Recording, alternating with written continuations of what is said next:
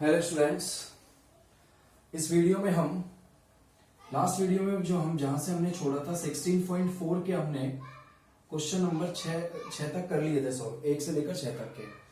आज हम बचे हुए क्वेश्चनों को सॉल्व करेंगे इस वीडियो में, और ताकि आपको 16.4 में कोई भी दिक्कत ना हो, क्योंकि ये 12वीं बोर्ड एग्जाम के लिए सबसे इंपॉर्टेंट एक्सरसाइज है 16.4, जहां से 6 नंबर का क्वेश्चन आने का चांस बहुत ज्यादा होता है।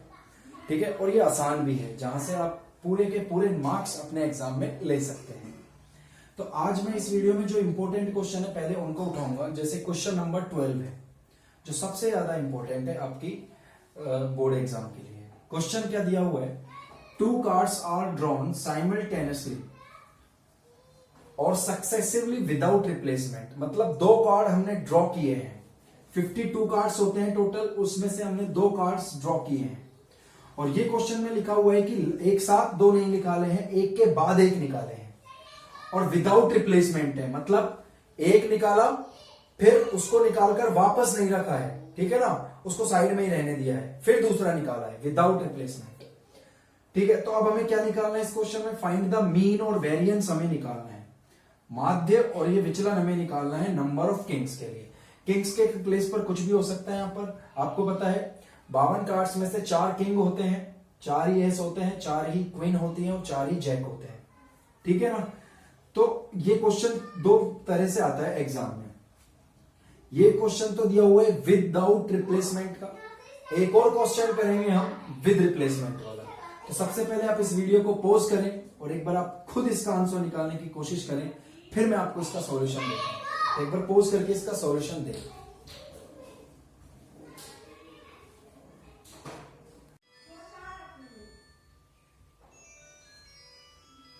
देखो बच्चों, अब हम इसका सॉल्यूशन देखते हैं। देखो क्वेश्चन में साफ साफ बोला हुआ था कि हमको नंबर ऑफ किंग्स के लिए मीन निकालना है, तो हमने x को डिनोट कर लिया, let x denotes the number of kings into successive draw. माना x 2 सफलतापूर्वक निकाले गए 2 पत्ते निकालने पर बादशाहों की संख्याओं को प्रदर्शित करता है। ठीक है, तो आपने क्वेश्चन में साफ साफ बोला हुआ है कि सक्सेसिव ड्रॉ है, मतलब एक एक करके पत्ता निकाला है, और पत्ता निकाला है और वापस रिप्लेस नहीं किया है। ठीक है ना, ये क्वेश्चन में लिखा हुआ है, पहले एक निकाला फिर उसको साइड में धर दिया फिर दूसरा निकाला। ठीक है, इस तरह से क्वेश्चन दिया हुआ है। तो अब खुद देखो x कौन कौन सी वैल्यू एक्सेप्ट कर सकता है। हो सकता है एक भी किंग ना हो सकता है दोनों में से एक किंग हो यानी बादशाह हो, और हो सकता है दोनों ही किंग हो।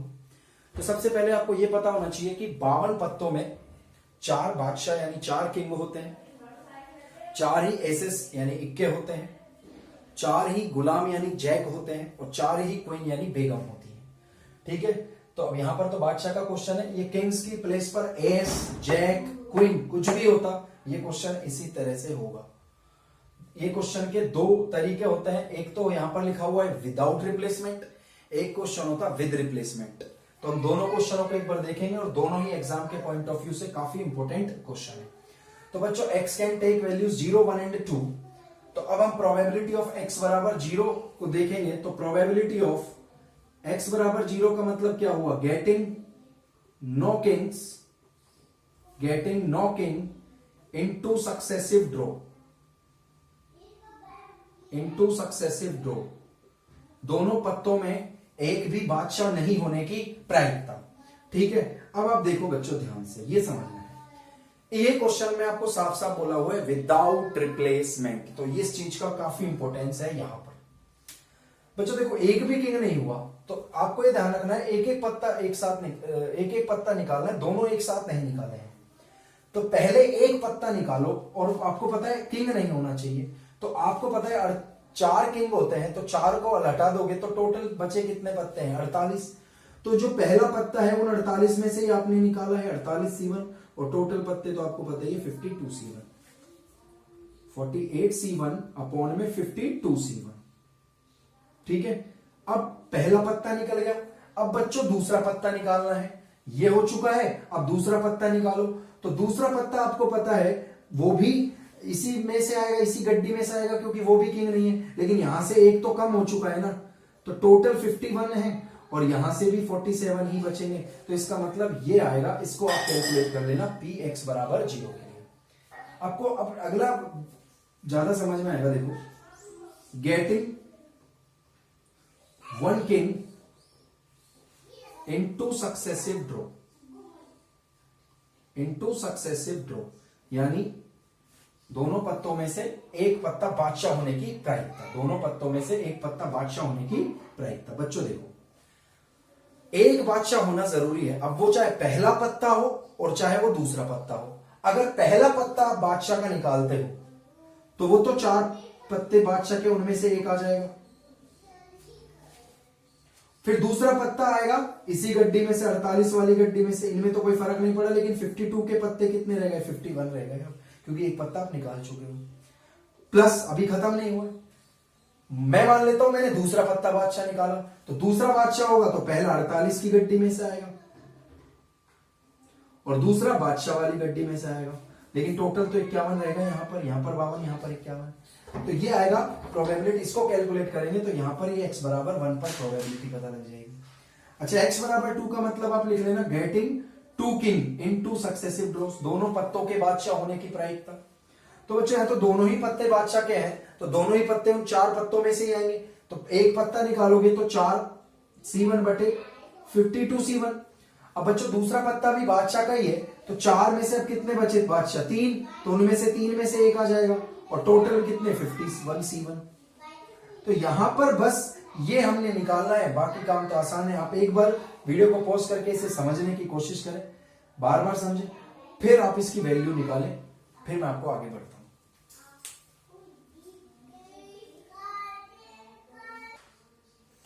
बच्चों देखो, ये की इनकी वैल्यूज मैंने आपको लिखी है, ये इसकी वैल्यू है, ये इसकी वैल्यू है और ये इस थर्ड की वैल्यू है। तो अब हम एक एक क्वेश्चन का आंसर देते हैं जो जो हमसे पूछे गए थे। हमसे फर्स्ट पूछा गया था बच्चों, फर्स्ट हमसे पूछा गया था प्रोबेबिलिटी डिस्ट्रीब्यूशन हम बना लेते हैं। पहले तो प्रोबेबिलिटी डिस्ट्रीब्यूशन मैंने आपको लास्ट वीडियो में बताया था कैसे बनाते हैं। एक्स लिखा, पी लिखा, ठीक है ना, और अब आप देखो 0 पर प्रोबेबिलिटी कितनी आई? 564 बटे 663। 1 पर प्रोबेबिलिटी कितनी आई?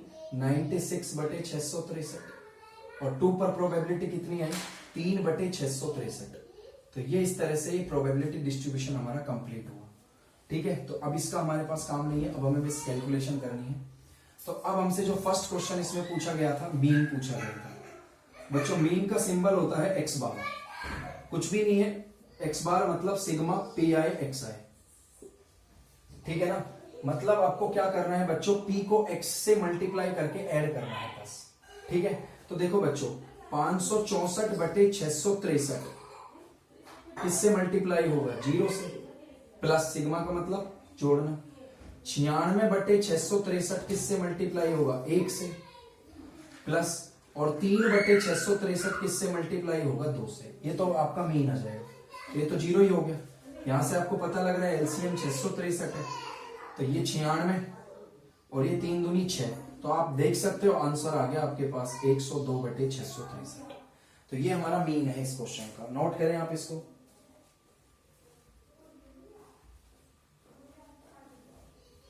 ठीक है, दूसरा बच्चों हमसे पूछा है इसमें वेरिएंस, ठीक है ना, विचलन। क्या पूछा है हमसे? वेरिएंस। तो हम वेरिएंस निकालते हैं। वेरिएंस का फॉर्मूला देखो, वेरिएंस का फॉर्मूला होता है, देखो sigma P I X I का square minus sigma P I X I का होल स्क्वायर। तो ये हमारा वेरिएंस होता है। तो अब आप खुद देखो, आपने ये तो निकाल ही रखा है, तो आप ये तो कर ही लेना, ठीक है ना। इस फॉर्मूले को लिखने से पहले आपको पता है ये चीज चाहिए, तो पहले हम इसे कैलकुलेट कर लेते हैं। Sigma P I X I का स्क्वायर मतलब x के जितने भी वैल्यूज हैं उनका स्क्वायर करके p से मल्टीप्लाई करना है। तो देखो 564 बटे 663 तो किससे मल्टीप्लाई होगा? 0 के स्क्वायर से। 96 बटे 663 किससे मल्टीप्लाई होगा? 1 के स्क्वायर से, प्लस और ये आप नोट कर लेना, ठीक है ना, ये मैं मिटा रहा हूं यहां से, और 3 बटे 663 मल्टीप्लाई होगा 2 के स्क्वायर से। अब यहां पर पता है ये तो 0 ही है, एलसीएम कितना है 663, तो 96 एकम 96। और बच्चों ये 2 का स्क्वायर 4 होता है, 4 तिया 12, तो 96 और 12 आप जोड़ लेना तो ये आ जाएगा 108/663। अब आपको पता है वेरिएंस निकालना है, तो वेरिएंस का फॉर्मूला मैंने नीचे लिखा हुआ है।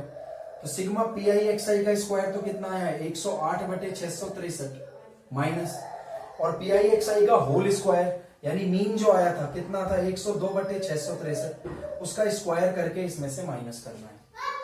क्लियर?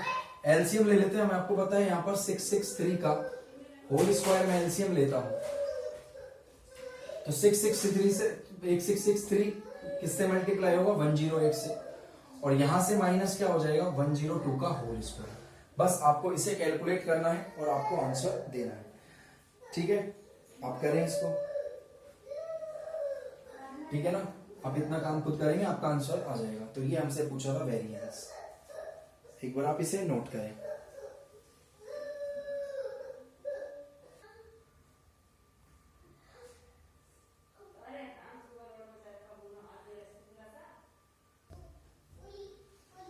देखो बच्चों, एक और क्वेश्चन मैं आपको पिछले क्वेश्चन जैसा करा रहा हूं, बस फर्क इतना सा है, वो क्वेश्चन था विदाउट रिप्लेसमेंट का और ये क्वेश्चन है विद रिप्लेसमेंट का, और मैंने थोड़ा सा चेंज और कर दिया, किंग्स की जगह ले लिए एसेस यानी इक्के।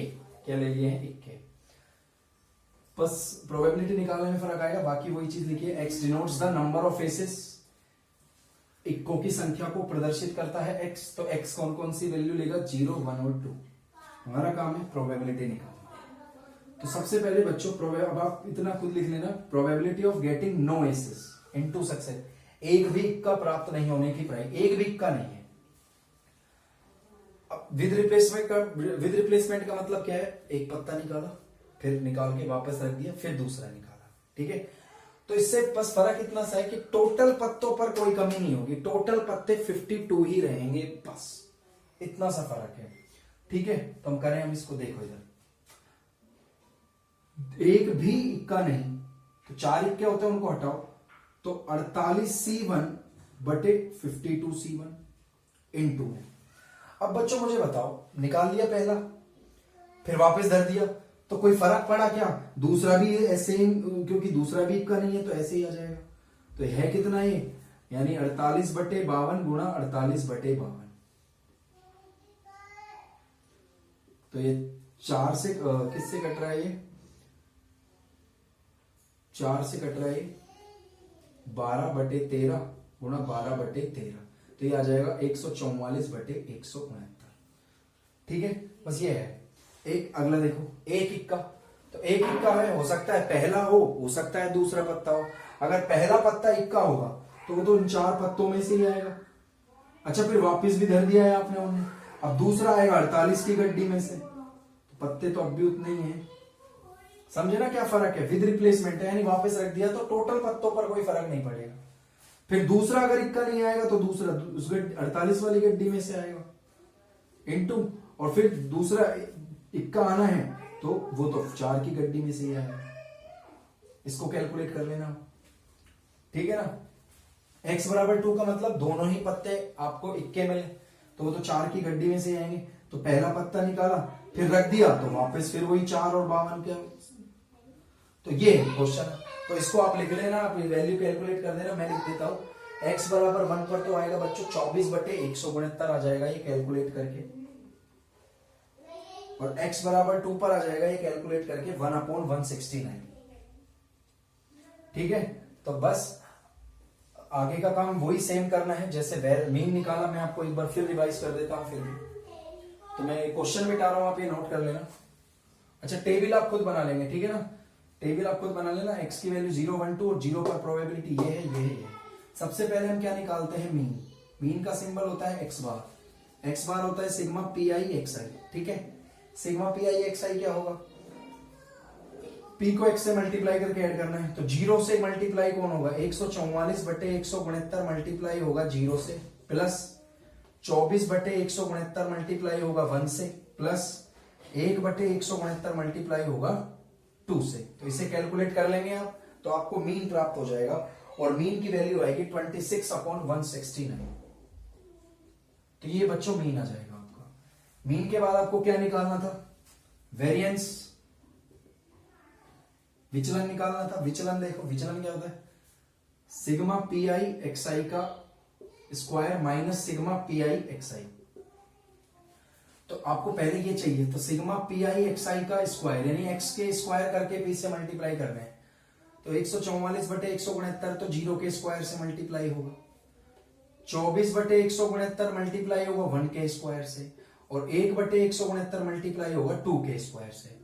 तो ये आप कैलकुलेट करेंगे तो आपका जो इसका वैल्यू आएगा वो आएगा 28/169। और ये वेरिएंस का फॉर्मूला आपको पता ही है। तो 28/169 में से क्या माइनस होगा, 26/169 का होल स्क्वायर। बच्चों आप इसे कैलकुलेट करेंगे तो है ना, तो इसका जो आंसर आएगा वो आएगा, आप कैलकुलेट करेंगे 24/169। ठीक है, कर लेना इसके स्क्वायर वगैरह कैलकुलेट। अब एक और चीज पूछी गई है हमसे इसमें, स्टैंडर्ड डेविएशन, मानक विचलन, उसका फॉर्मूला आप ध्यान रखें, वेरिएंस ऑफ एक्स। यानी जो वेरिएंस निकाला है ना आपने, इसका रूट करना है बस। तो 24 का रूट, तो 24 अंडर रूट 24 को आप क्या लिख सकते हो बताओ, 6 चौक 24 यानी 4 गुणा क्या लिख सकते हो, 24 के फैक्टर क्या होंगे, 4 गुणा 6। ठीक है ना, तो इसको क्या लिख सकते हो आप, 2√6 लिख सकते हो ना, बटे में 169 किसका स्क्वायर होता है, 13 का। तो ये इसका आंसर हो गया 2√6/13। तो उम्मीद करता हूं आपको मीन वेरिएंस और स्टैंडर्ड डेविएशन निकालने में इन ये दोनों क्वेश्चन बहुत इंपॉर्टेंट है। ये वाला क्वेश्चन शायद आपके एग्जांपल्स में दिया हुआ है, और जो इससे पिछला क्वेश्चन कराया था वो एक्सरसाइज का 12th क्वेश्चन था। इन दोनों क्वेश्चनों में से ही क्वेश्चन आने का चांसेस ज्यादा रहता है। ठीक है, तो आप दोनों क्वेश्चनों को अच्छे से करेंगे, उम्मीद करता हूं अब आगे आपको कोई दिक्कत नहीं होगी। अब हम एक्सरसाइज के कुछ और क्वेश्चंस देखते हैं।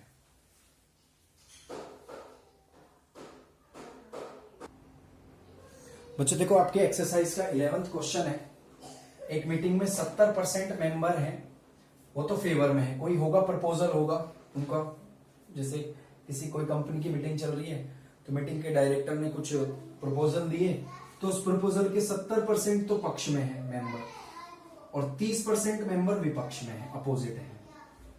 अब एक मेंबर हमने रेंडमली सेलेक्ट किया, एक मेंबर हमने रेंडमली सेलेक्ट किया, तो जब x बराबर 0 है, मतलब x 0 है, तो इसका मतलब ही अपोज, यानी उसने फेवर, जो प्रपोजल है उसको अपोजिट किया, उसका विरोध किया। और जब x बराबर 1 है तो उसने फेवर किया। Find EX and variance x. एक बार आप इसको नोट करें, करने की कोशिश करें, फिर मैं आपको इसका सॉल्यूशन देता हूं। एक बार आप इसे खुद ट्राई करेंगे।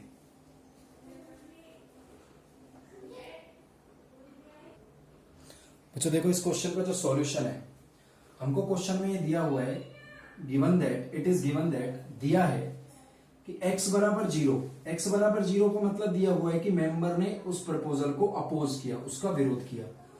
तो आपको सीधे सीधा क्वेश्चन में उसकी प्रायिकता भी दे रखी है, पढ़ना क्वेश्चन को 30%। तो p बराबर x बराबर 0 पर प्रोबेबिलिटी 30/100, मैंने लिख भी दिया हिंदी में, चुने व्यक्ति ने प्रस्ताव का विरोध किया, फिर चुने व्यक्ति ने प्रस्ताव का पक्ष लिया, x बराबर 1 और उसकी प्रोबेबिलिटी दे रखी है 70/100। टेबल बनाई, सीधी सीधी टेबल है, 0 पर वैल्यू है, 1 पर वैल्यू है। देखो EX का मतलब मीन ही होता है, ये ध्यान रखना, EX भी दिख जाए तो उसका मतलब मीन ही पूछा गया x बार। तो आपको पता है कैसे निकालते हैं, सिग्मा पी आई एक्स आई। फिर आपको वेरिएंस निकालना है, लेकिन उससे पहले आप ये कैलकुलेट करोगे, तो ये भी 70/100 आएगा। तो आपको दिख रहा है ये, तो आप खुद भी निकाल लेंगे, मेरा काम था यहाँ तक, आप इसे नोट कर सकते हैं। तो ये था मेरे 11th क्वेश्चन। तो पॉज कर लें और फिर नोट करें, फिर ताकि मैं अगले क्वेश्चन पर चले जाऊं। तो पॉज करके फिर नोट कर लें।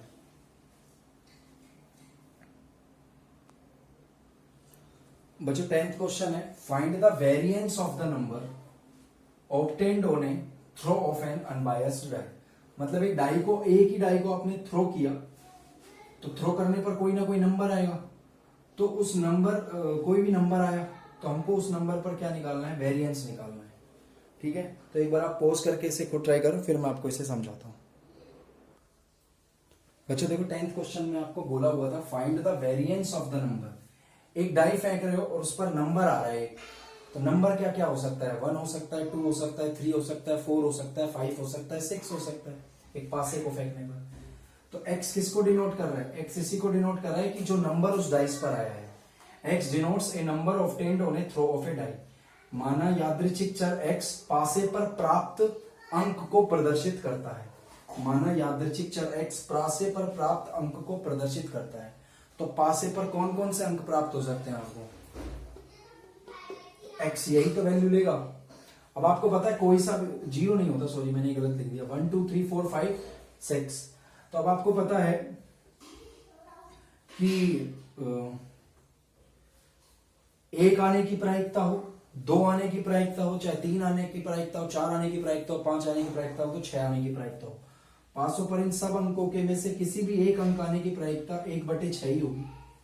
अरे एक आने की प्रायिकता भी 1/6, 2 आने की भी प्रायिकता 1/6, तो सबकी सेम होगी। ये आपने टेबल बना दिया, ठीक है ना, हो गया। अब आप आगे खुद निकाल लेना, मीन निकालना है और वेरिएंस निकालना है। वेरिएंस तो निकालने के लिए मीन तो वैसे भी निकालना ही पड़ेगा।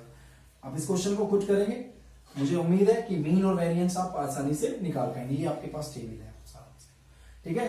तो बस आप ध्यान से क्वेश्चन को पढ़ना और आंसर देने की कोशिश करना। ये छोटा सा एक सवाल था। अब हम नेक्स्ट क्वेश्चन की तरफ चलते हैं। बच्चों देखो क्वेश्चन नंबर 9 है।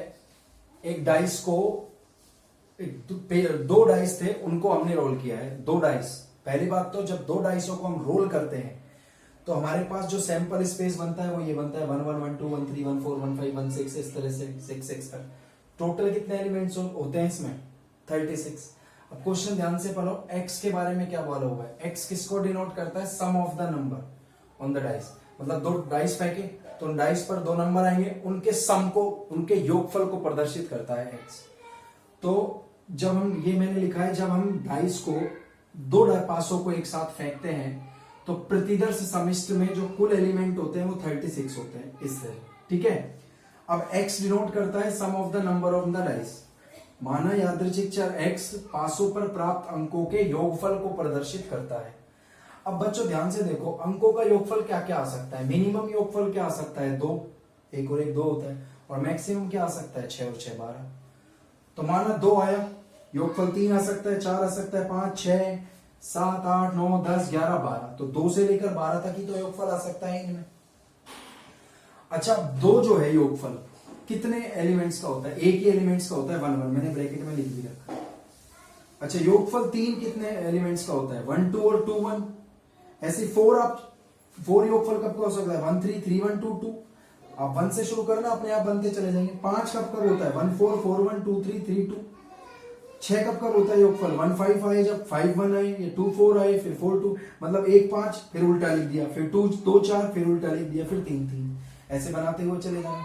तो एक एलिमेंट है तो 1/36, 2 है तो प्रोबेबिलिटी 2/36, क्योंकि टोटल एलिमेंट्स कितने हैं? 36 है। तो ऐसे इनकी सबकी प्रायिकताएं आ जाएंगी। इसकी 6/, फिर 8 कब कब होता है योगफल? देखो 8, 1 7 7 होता ही नहीं है, तो 1 7 तो ले नहीं सकते। 2 6 बिल्कुल होता है, 2 6, फिर 6 2, 3 5 5 3 और 4 4। तो कितने एलिमेंट मिले? 5 मिले ना, तो 5/36। ऐसे 9 के लिए निकालना है योगफल, फिर 10 के लिए, फिर 11 के लिए और फिर 12 के लिए। तो इस तरह से आपकी ये टेबल बन जाएगी, ठीक है ना। टेबल कैसे बनेगी? x की वैल्यूज तो कहां से कहां तक है? 2 से लेकर 12 तक, और 2 से लेकर 12 तक की ये प्रोबेबिलिटीज की वैल्यू है। तो आगे का काम आप खुद करेंगे बच्चों। आपको इस क्वेश्चन में क्या निकालना था? मीन निकालना था। मीन आप निकाल लेंगे, सिग्मा PI XI, ठीक है। तो ये क्वेश्चन भी हमारा आसान क्वेश्चन था। अब हम एक नेक्स्ट क्वेश्चन की तरफ चलते हैं, 8th क्वेश्चन की तरफ।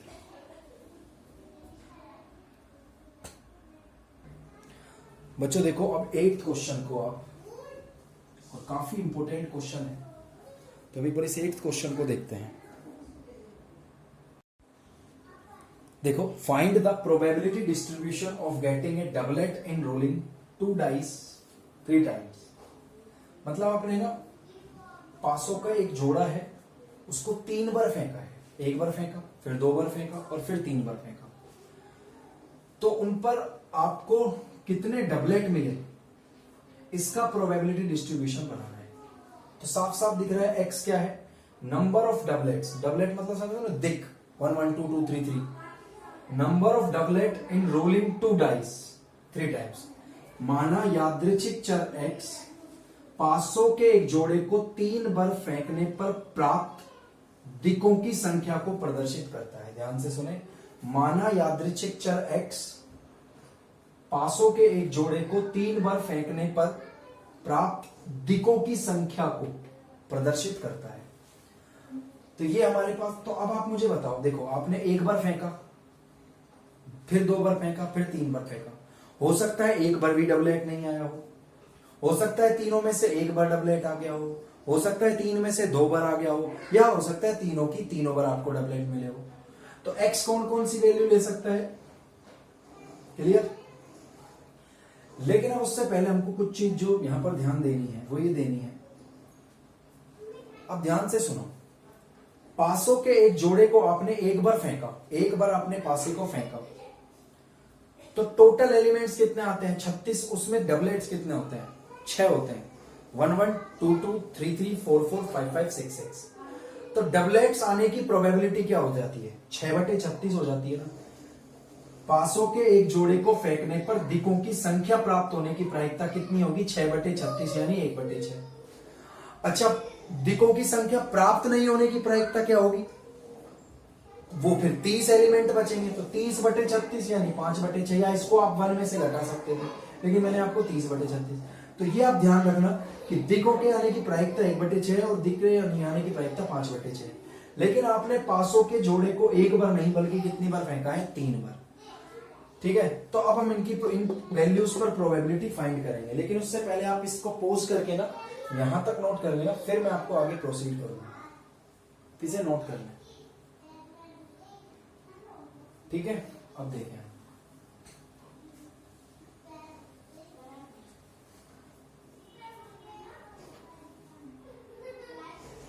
बच्चों है ना, ये थोड़ा क्वेश्चन है ना 16.5 का क्वेश्चन, अगर आपने अच्छे से पढ़ी हो तो उसका फॉर्मूले से ये क्वेश्चन होगा। मैं आपको फॉर्मूला याद दिला देता हूं, NCR P की पावर R और Q की पावर N-R। अब मैं बताता हूं, N तो है यहां पर, N किसको शो करेगा कि आपने N यहां पर आपको पता है टोटल, जैसे इसमें आपने पासे को कितनी बार फेंका है 3 बार, तो कुल अभिप्रयोगों की संख्या को प्रदर्शित करेगा N। तो R यहां पर सफलताओं को प्रदर्शित करेगा कि कितनी बार आप सफल हुए, ठीक है ना, कितनी बार आप यहां पर सफल हुए हो। P यहां पर किसकी सफलता की प्रायिकता है और Q असफल होने की प्रायिकता है। P यहां पर किसकी प्रायिकता है सफलता की, और Q यहां पर असफलता की प्रायिकता है। तो ये फॉर्मूला आपको 16.5 में मिलेगा, लेकिन उसको मैं यहां यूज ले रहा हूं। तो देखो, सबसे पहले x बराबर 0।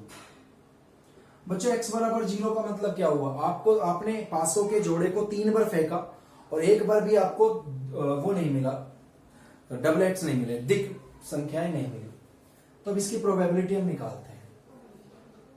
तो ध्यान से सुनो, आपने पासे को कितनी बार फेंका 3 बार, कितनी बार फेंका 3 बार, लेकिन आपको एक बार भी दिक प्राप्त नहीं हुआ, यानी एक भी सफलता नहीं मिली। तो आप मुझे बताओ, P यानी सफलता की प्रायिकता, यानी दिक संख्या आना यहां पर सफल माना जाएगा, दिक संख्या आना सफल माना जाएगा और दिक संख्या का ना आना असफल माना जाएगा।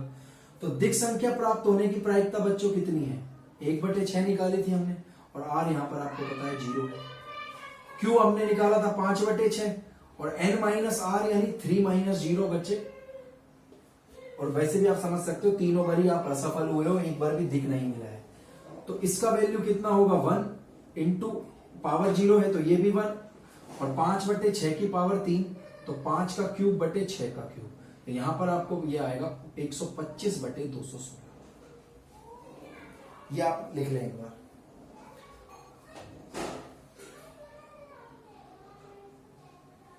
फिर भी अगर आपको दिक्कत हो तो अगले पर देख लेते हैं, P x बराबर 0 पर देखेंगे आप। तो देखो, अब यहां पर x बराबर 1 पर, यानी एक बार आपको दिक मिला है, 3 बार फेंका एक बार दिक मिला, ठीक है ना, तो इसका मतलब सफल आप एक बार हुए, समझ गए, ऐसे भी लिख सकते हो R। और असफल आप कितनी बार हुए, 3 में से एक बार सफल हुए, तो असफल कितनी बार हुए 2 बार हुए। तो इसको कैलकुलेट कर लेंगे, 3C1 भी कितना होगा, 3C1 होगा 3 इंटू 1/6 गुणा 5 का स्क्वायर 25, 6 का स्क्वायर 36। कट रहा है क्या कुछ, ये कट रहा है, तो यहां पर कितना आ जाएगा ये 25/72। देख लेना, कैलकुलेशन थोड़ा चेक कर लेना, आप इसे नोट कर लें एक बार।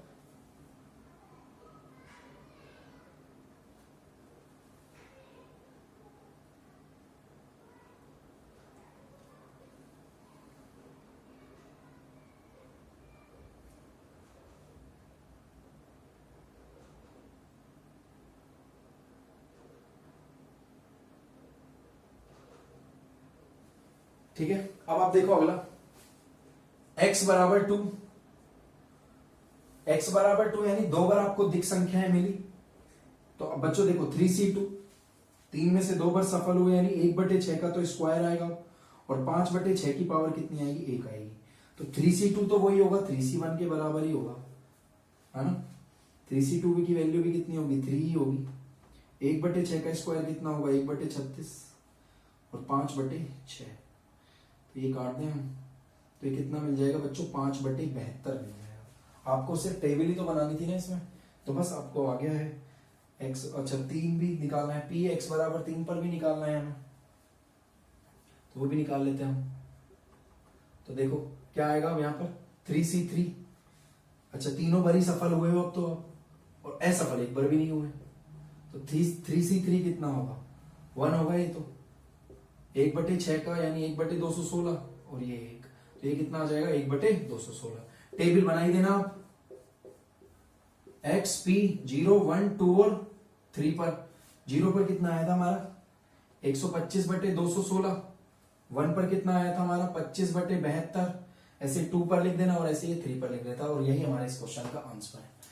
तो बच्चों ये भी इंपॉर्टेंट क्वेश्चन है, आप ध्यान रखना, 16.5 से ज्यादा रिलेट करता है ये क्वेश्चन, ठीक है ना। तो इस तरह से हमारी ये 16.4 एक्सरसाइज मैंने आपको कंप्लीट करा दिया, और एक इंपॉर्टेंट एग्जांपल भी हमने इस वीडियो में डिस्कस किया।